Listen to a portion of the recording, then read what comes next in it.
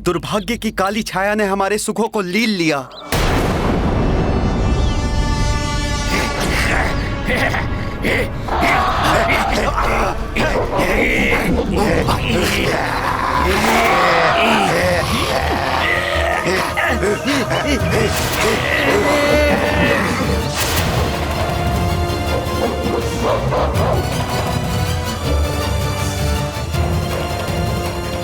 देख रहे हो, हनुमान है वहां। उसे कदापि ज्ञात नहीं होना चाहिए कि मैं मायावी वानराक्ष अपने मायावी अनुचरों के साथ इनके ऊपर दृष्टि रखे हुए हूँ। कोई ध्वनि नहीं, कोई हलचल नहीं। शांति से अनुसरण करो मेरा।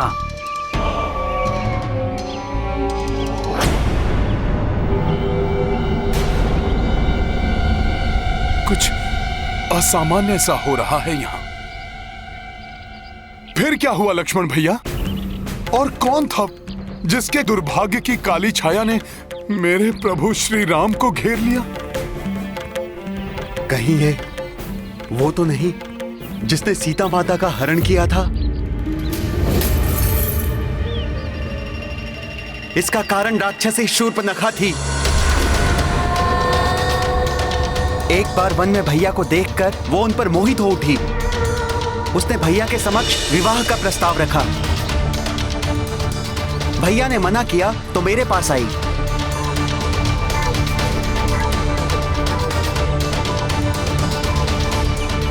मेरे भी मना करने पर वो क्रोधित हो उठी। उसने सोचा यदि वो भाभी माँ का वध कर देगी तो भैया उनसे विवाह कर लेंगे, और उसने भाभी माँ पर आक्रमण कर दिया। उसी समय भैया के आदेश पर मैंने उसे दंड देने के लिए उसके नाक और कान दोनों काट दिए। नहीं!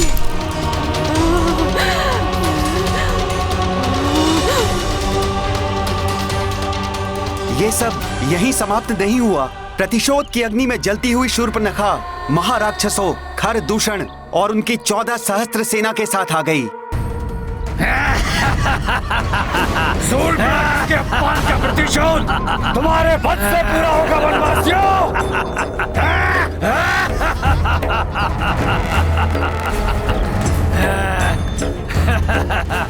खरदूषण और उनकी 14 सहस्त्र सेना को देखकर भैया श्री राम ने मुझे भाभी माँ की रक्षा के लिए उन्हें लेकर कंदरा में जाने को कहा।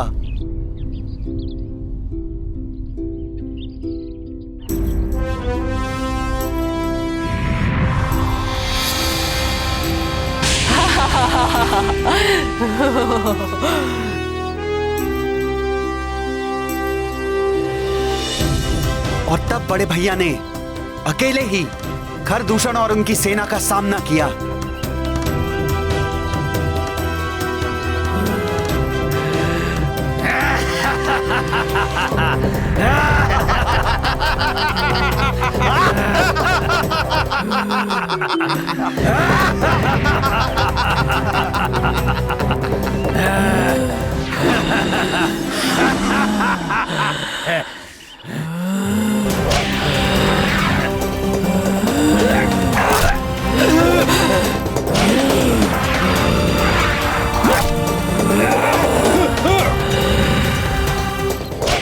बड़े भैया ने 2 घड़ी से कम समय में ही खरदूषण और उनकी 14 सहस्त्र आसुरी सेना का संहार कर दिया। बड़े भैया के इस पराक्रम को देख भयभीत हुई शूर्पणखा अपने महाबली भ्राता के पास सहायता के लिए जा पहुंची।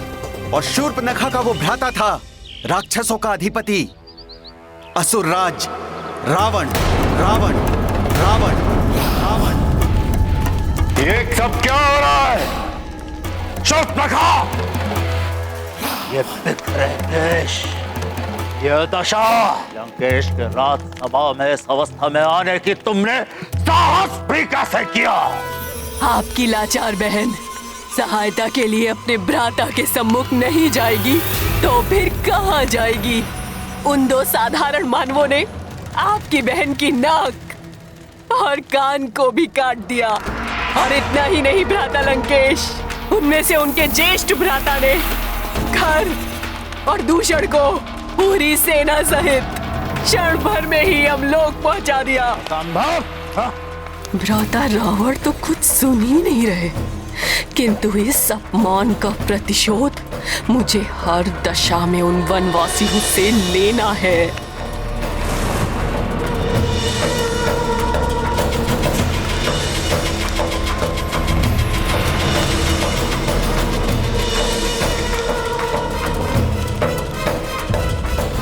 सुंदर, अति सुंदर।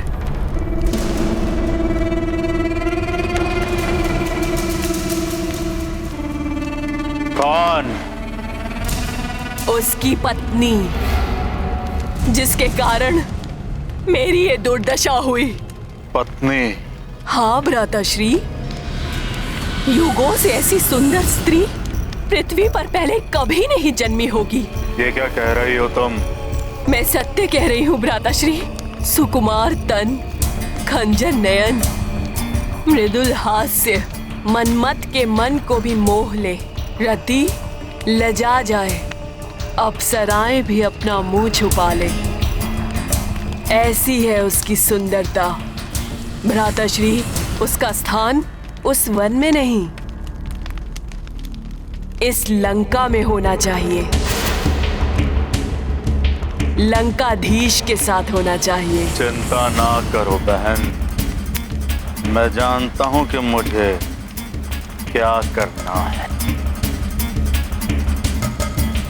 और फिर रावण की योजना अनुसार उसका मामा मारीची स्वर्ण मृग का वेश धारण करके आया और भाभी मां को अपनी ओर आकर्षित करने में सफल हो गया।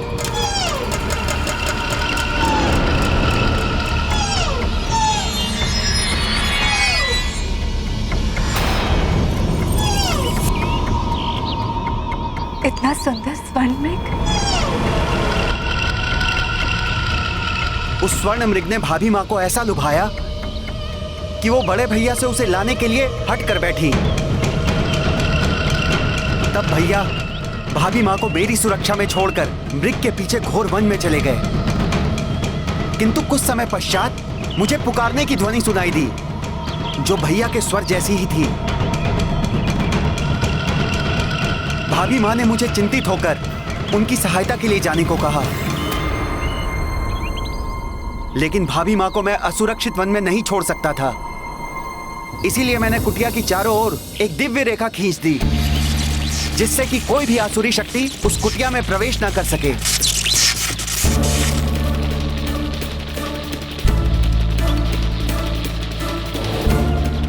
आज्ञा दे माता।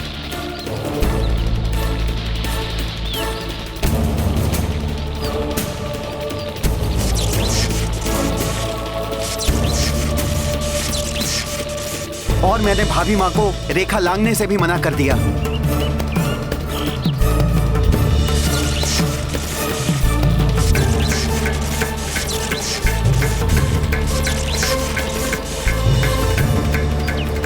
फिर क्या हुआ लक्ष्मण भैया?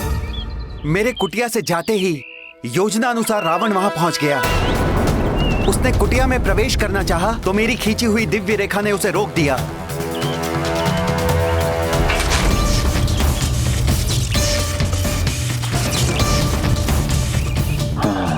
तो अदृश्य सुरक्षा रेखा से सुरक्षित किया गया है इस कुटिया को।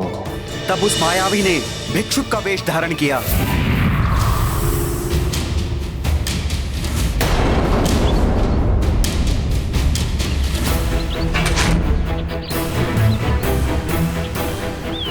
और भिक्षा मांगने का ढोंग करने लगा। उसने छल से भाभी मां को दिव्य रेखा लांघने पर विवश कर दिया। जैसे ही भाभी मां ने रेखा लांघी,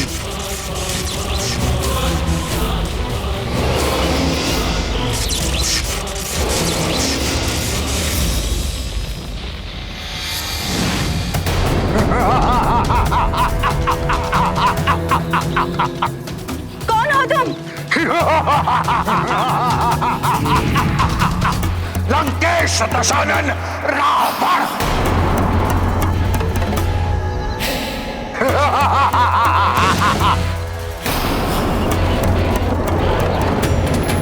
स्वामी, मेरी रक्षा कीजिए नाथ। प्रभु मेरी रक्षा कीजिए, रक्षा कीजिए। कीजिए स्वामी। और भाभी माँ को अपहरित करके अपने पुष्पक विमान से ले गया। मेरी रक्षा कीजिए नाथ, प्रभु मेरी रक्षा कीजिए, रक्षा कीजिए।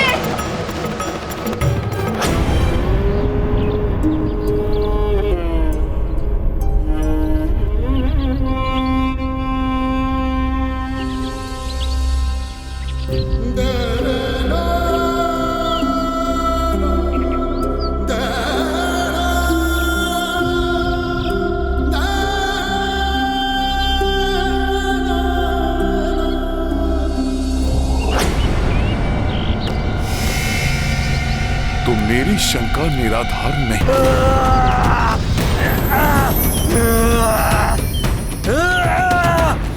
हनुमान, वो किष्किंधा के मायावी गुप्तचर हैं।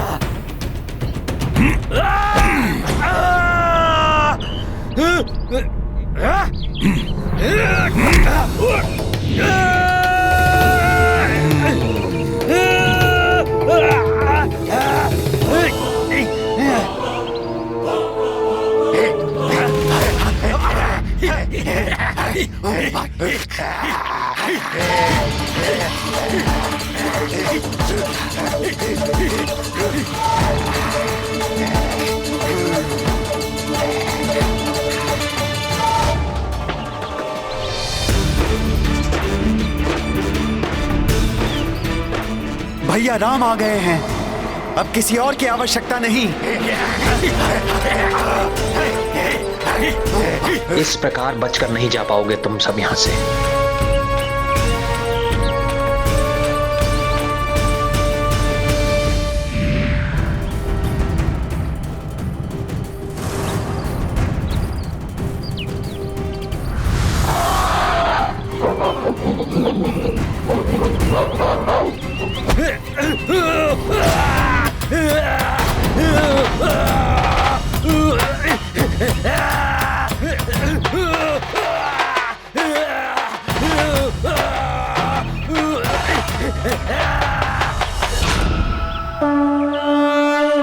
राम की लीला बजरंग भक्ति हो गई एकजुट भई एक शक्ति।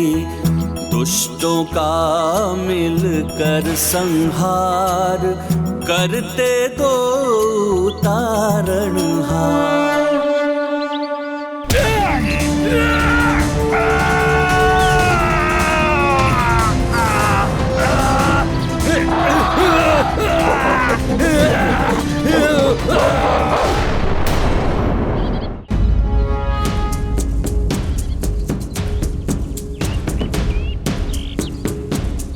मित्र,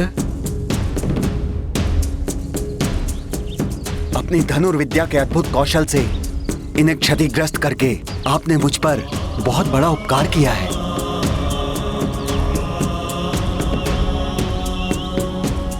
अन्यथा ये वाली भैया तक मिथ्या सूचना पहुंचाते कि मैंने उनका वध करने के लिए किसी योद्धा को नियुक्त किया है,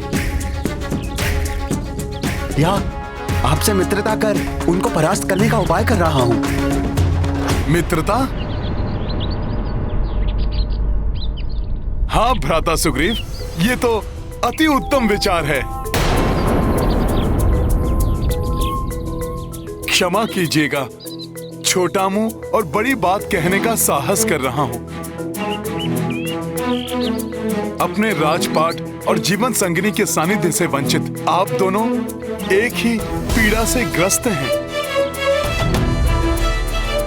यदि आप दोनों में मित्रता हो जाए तो आप दोनों एक दूसरे की सहायता कर सकते हैं। एक दूसरे की सहायता? सावधान मित्र हनुमान, यदि यह सूचना वाली भैया तक पहुंच गई फिर तो संभवतः वो मेरे अंत का प्रबंध कर देंगे। शाल के विशालकाय वृक्षों को मुग्धर बनाकर अपना व्यायाम करने वाले, अपने मुष्टि के प्रहार से पर्वतों को धूल में परिवर्तित करने वाले, दुंदुभी जैसे राक्षस का वध करके उसे कई योजन दूर फेंकने की शक्ति रखने वाले,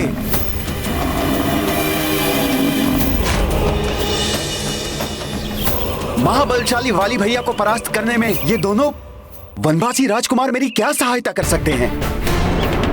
ये तो स्वयं दूसरे की सहायता की अपेक्षा में भटक रहे हैं। महाराज सुग्रीव, भैया राम की शक्ति एवं क्षमता पे मुझे सर्वथा अनुचित संदेह स्वीकार नहीं। लक्ष्मण,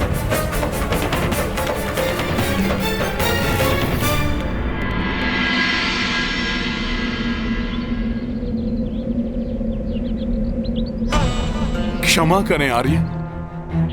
भ्राता सुग्रीव आप दोनों के बल और पराक्रम से पूर्णतः परिचित नहीं हैं। इसीलिए वो प्रभु के सामर्थ्य पर विश्वास करने में असमर्थ हैं।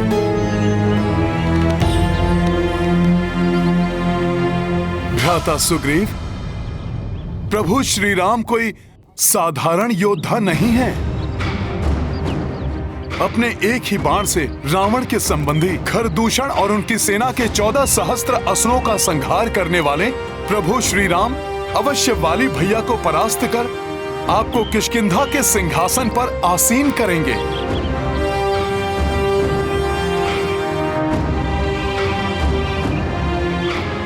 उसके पश्चात आप सीता माता को ढूंढने में उनकी सहायता कीजिएगा।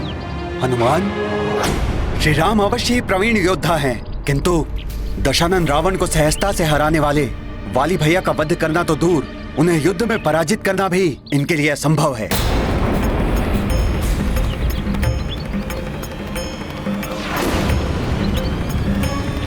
लक्ष्मण,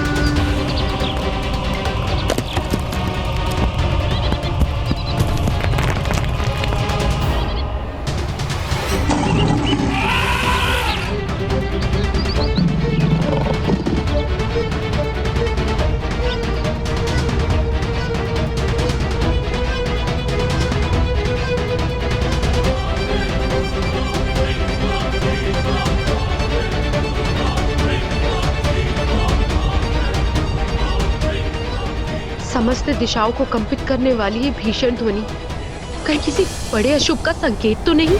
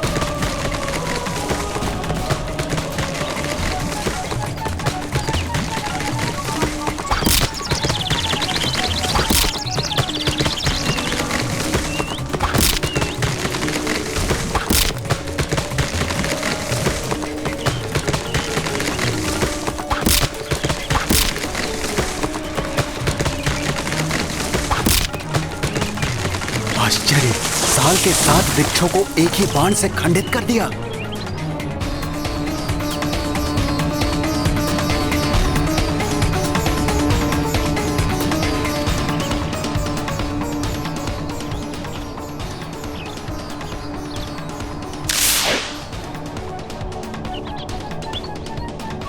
उसी एक बाण से दुंदुभी के विशाल काय अस्थि पंजर को अनेकों योजन दूर फेंक उस पर्वत को कण कण में खंडित कर दिया।